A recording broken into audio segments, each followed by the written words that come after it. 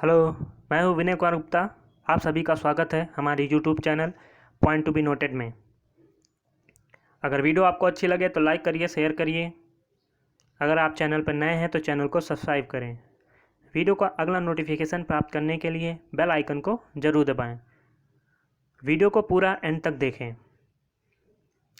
हम बता दें, इसके पहले लेक्चर में हम लोगों ने चंद्र ग्रहण, सूर्य ग्रहण, उपसौर, अपसौर आदि के बारे में जो है चर्चा किया था, जो सौर मंडल के अंतर्गत आते हैं ये सब हैं।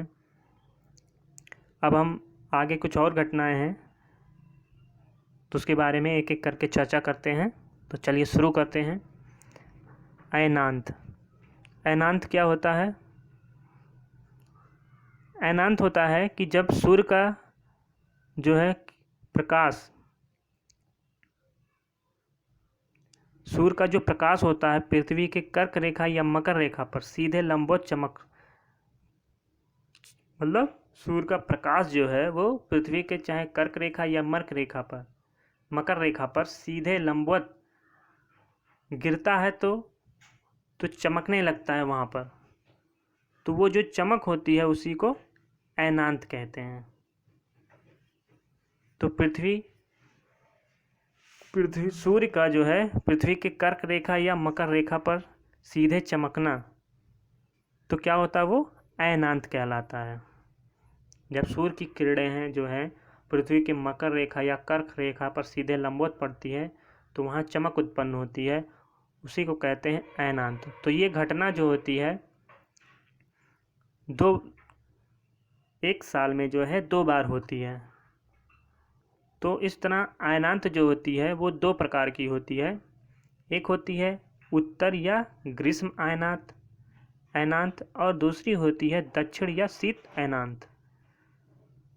तो उत्तर या ग्रीष्म अयनांत क्या होती है और दक्षिण या शीत अयनांत क्या होती है, हम देख लेते हैं। अब इस फिगर से हम देखते हैं, जो ग्रीष्म अयनांत होती है वो 21 जून को होती है और जो शीत अयनांत होती है वो 22 दिसंबर को होती है। तो ये चीज़ आप याद रखिएगा।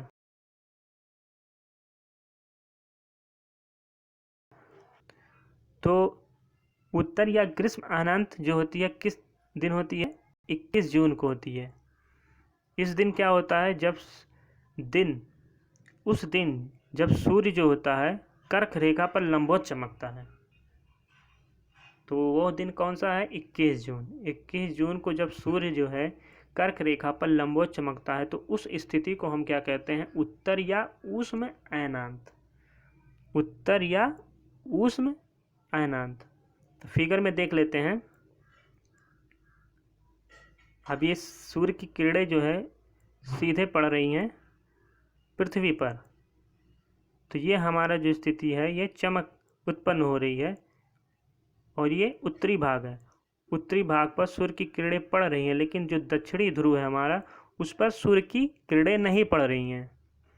तो इसी वजह से इसे उत्तर या ग्रीष्म अयनांत कहते हैं।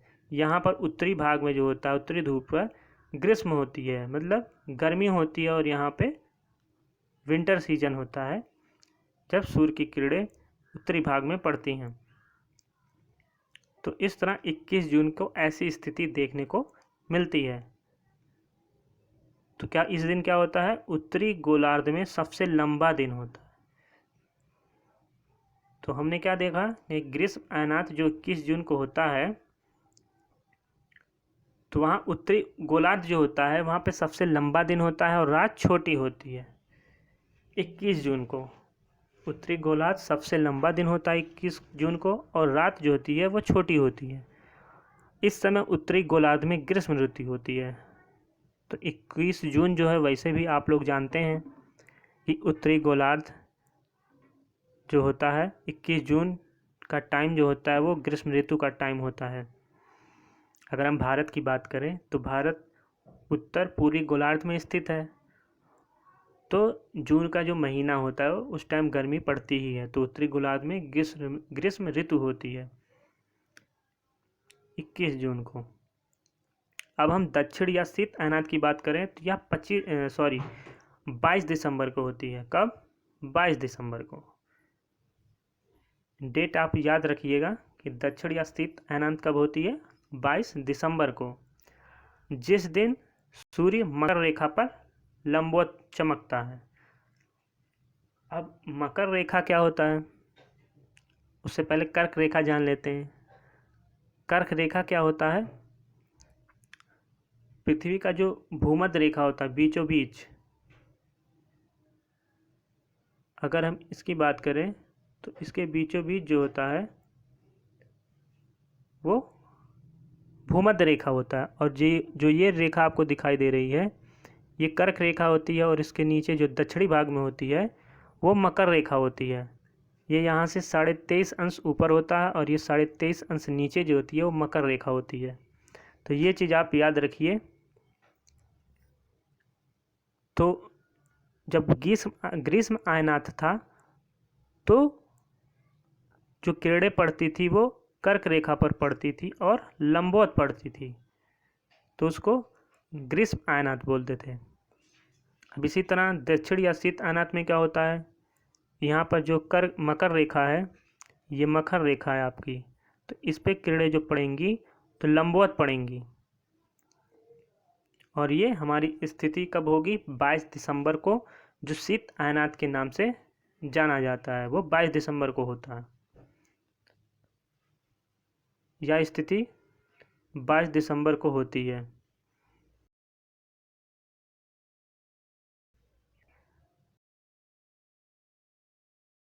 रेखा पर लंबवत चमकता है तो उस स्थिति को हम क्या कहते हैं? दक्षिण या शीत अयनात कहते हैं। ये 22 दिसंबर को होती है। इस दिन क्या होता है? दक्षिणी गोलार्ध में दिन लंबा और रात छोटी होती है, और इसी समय जो है दक्षिणी गोलार्ध में ग्रीष्म ऋतु होती है। जब हम यहाँ पर पहुँच जाते हैं इस स्थिति में, तो यहाँ पे क्या होता है कि जो इसका उत्तरी भाग है, उत्तरी ध्रुव, ये सूर्य से दूर हो जाता है और यहाँ पर किरणें नहीं पड़ती, और यहाँ दक्षिणी भाग पर सीधे किरणें पड़ने लगती हैं, जिसकी वजह से जो दक्षिणी गोलार्ध है वो गर्म रहता है, वहाँ पे गर्मी होती है दक्षिणी गोलार्ध में।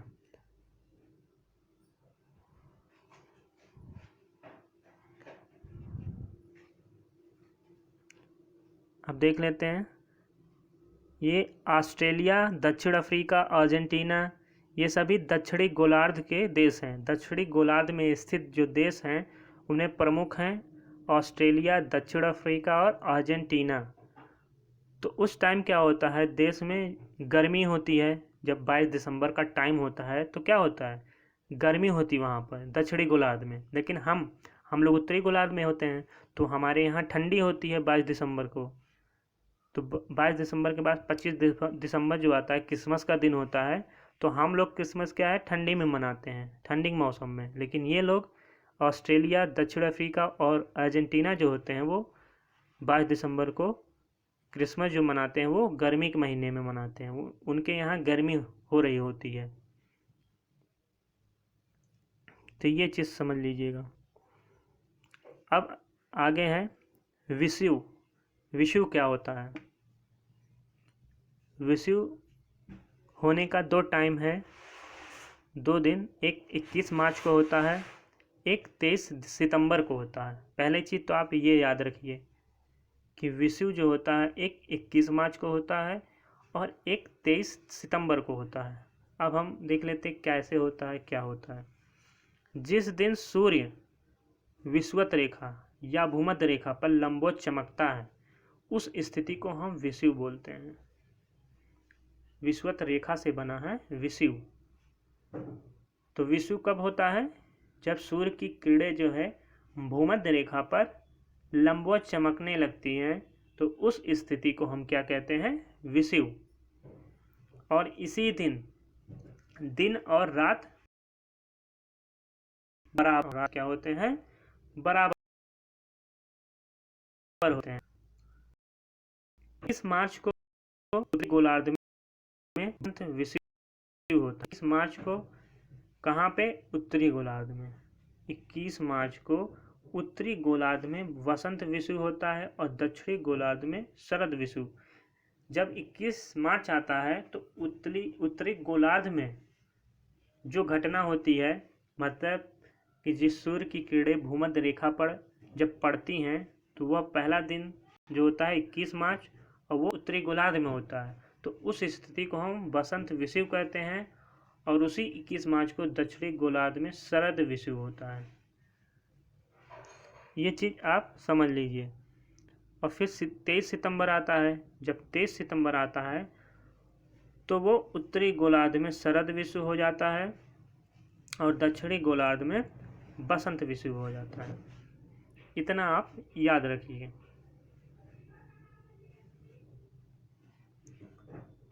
अब दिन और रात कैसे होते हैं?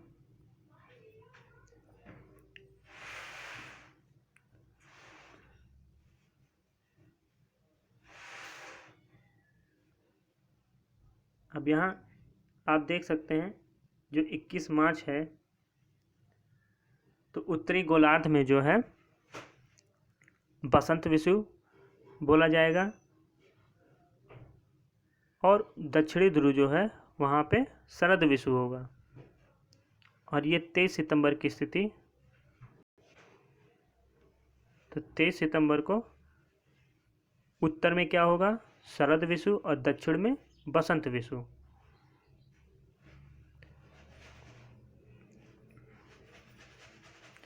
अब दिन और रात का छोटा या बड़ा होना ये कैसे होता है?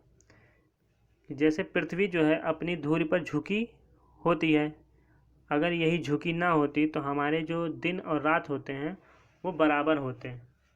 पृथ्वी का अपनी धुरी पर अपनी अक्ष पर झुके होने की वजह से ही दिन और रात होते हैं और ये बराबर नहीं होते हैं। झुका होने की वजह से दिन और रात बराबर नहीं होते हैं।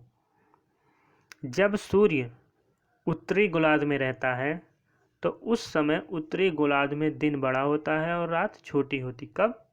जब सूर्य उत्तरी गोलार्ध में रहता है, मतलब सूर्य की जो किरणें हैं वो उत्तरी गोलार्ध पर ज़्यादा पड़ती हैं, तो उस समय उत्तरी गोलार्ध में दिन बड़ा होता है और रात छोटी होती है।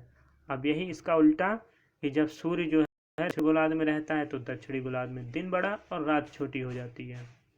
इसी का उल्टा। तो ऐसे होते हैं दिन और रात छोटे बड़े।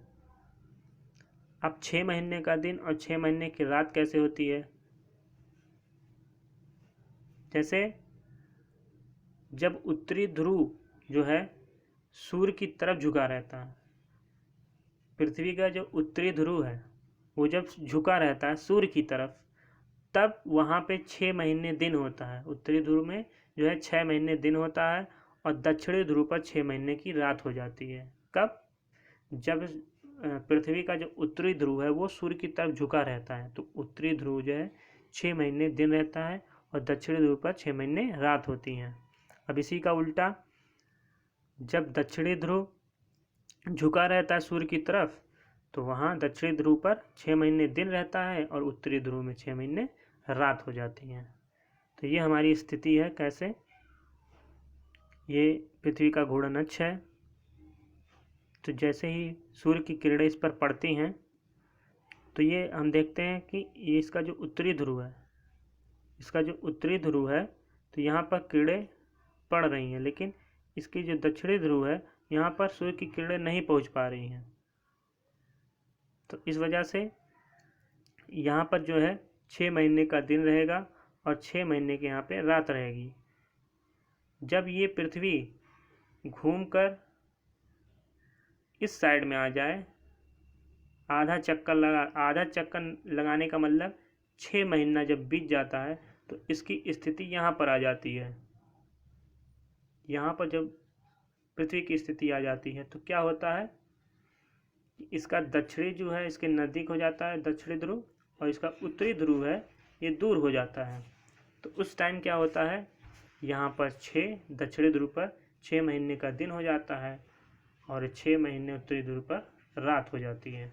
तो ऐसे हम समझ सकते हैं। वीडियो यहीं पर ख़त्म होता है। वीडियो आपको अगर अच्छी लगे तो लाइक करिए, शेयर करिए।